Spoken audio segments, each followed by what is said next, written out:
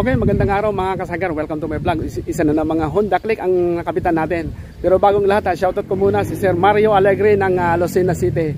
At syempre, shoutout din natin lahat ng mga taga Lucena City dahil ito first time na may nagpagawa sa atin ng taga Lucena. At ang nakakabit ay isang Honda Click na 125 kasagar. Ang ganda ng panahon ngayon at ang ganda ng sikat ng araw. So saktong-sakto to ngayon sa ating pag-vlog dahil napakaganda ng ating i-vlog ngayon na isang Honda Click na 125 version 2. So bali halos kompleto pala itong pinadagdag na mga tulad ng pinto So yan.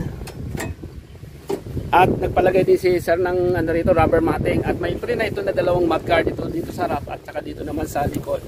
At kung mapapansin nyo kulay blue yung mags at saka yung shock. So ang talagang kulay nito, ang original na kulay nito ay black. Kaya lang sabi ni sir kung pwede daw blue kasi nga blue nga daw yung kanyang Honda Click. So sabi ko sige. So yan naging blue to at ginawa ko na rin blue pala yung shock. Black din yan dati. So sinunod natin si Sir Mario. Nagdagdag lang siya dito ng pang pintura. At ganun din yung ginawa natin dun sa shock support niya. Kulay blue na rin to.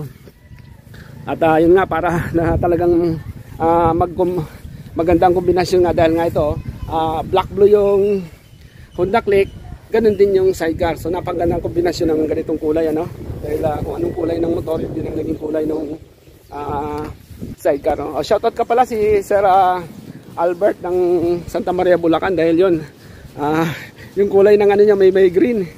Kaya lang naging kulay ng niya ay blue. So nagkamali ako doon pero sinabi ko kasi na nagkamali nga tayo Pero okay naman daw sa kanya yun dahil maganda naman ang kulay blue Isa na namang Honda Click ang nakabitan natin at eto nga dahil yung shop natin ay tabing kalsada. So maraming dumadaan doon at napapansin nga ito na bakit daw pinakabitan ng sidecar to. So napakaganda nitong motor na to. Bakit daw kinabitan marami na tayong kinabitan ng Honda Click na 125. So halos pang 14 na yata itong kinabitan natin. Marami-rami na rin nakikita nila na doon sa shop ko na bakit daw pinakabitan. Sayang daw So yun ang comment ng iba, yung sinasabi ng iba ko, sayang daw. At siguro dahil nga sa ang iba ay pangarap pa lang itong Honda Click na to dahil na maganda tong motor na to, medyo may kamahalan nga lang tong motor na to dahil sa ang ganda naman ng forma talaga. So ang iba nanghihinayang bakit daw kinabitan ng sidecar. So siyempre dahil itong na to, kung sino pong may-ari, kung sinong siyempre sila pong magdidesisyon dito kung gusto nilang kabitan o hindi. Pero ito naman kung bakit pinakabitan na ito, kwento ko sa inyo kasi nakakwentuhan kami ni Sir Mario ng Lucena City. Ang sabi niya, ilang beses daw siyang na-aksidente rito. At ito nga kung mapapansin nakikita nyo may mga gas-gas na tong part na to dito. Dito lang part na to, doon sa kabila wala naman So ilang beses daw siyang na-aksidente nga dahil minsan napapapasyal sa mga kaibigan at minsan nakainom So kaya pinagbawalan siya ng misis na mag-motor. So nag-decision na lang si Sir Mario na pakabitan ng sidecar. At yun nga dahil nga sa napanood niya itong mga vlog ko sa YouTube at nakita niya na nagustuhan niya itong ating mga gawang sidecar. Kaya nag-decision ka agad na magpalagay ng sidecar at agad-agad na pumunta sa nung mag-decision siya pumunta sa shop at yun nakipag-usap sa akin ako pwede daw malagyan. Sabi ko sige po sir, medyo maganda lang po kayo ng mga panahon dahil nga may mga nakapila sa atin. So yun, ito dumating ng panahon na ito ngayon at nagawa na natin. Kaya yun, excited na si Sir Mario dito dahil laging tumatawag sa atin nangungumusta. So ito na Sir Mario, tapos na po yung sidecar nyo. Sana magustuhan nyo po to dahil ito ginawa natin yung mga request nyo, mga kulay ng mags pati yung shock. So talagang nag-effort po tayo dito sa sidecar ni Sir Mario. Kaya ayun, ito na kinalabasan kaya napakaganda na. Kaya Sir Mario, ito na po, sana magustuhan nyo nga ito. Special size nga pala itong sidecar na to 70 cm lang to.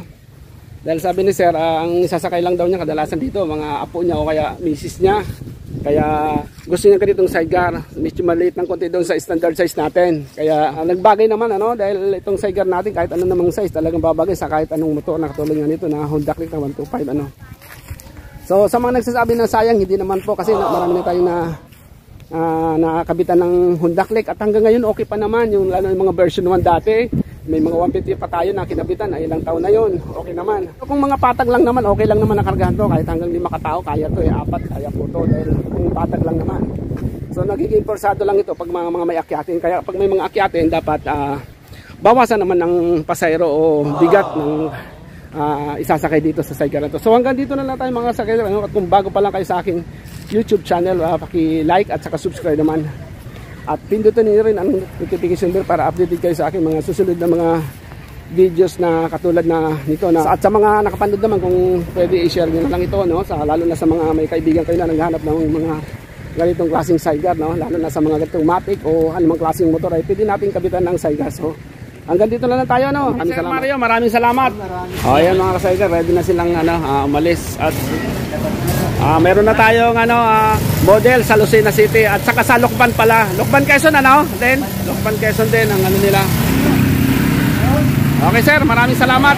Sige.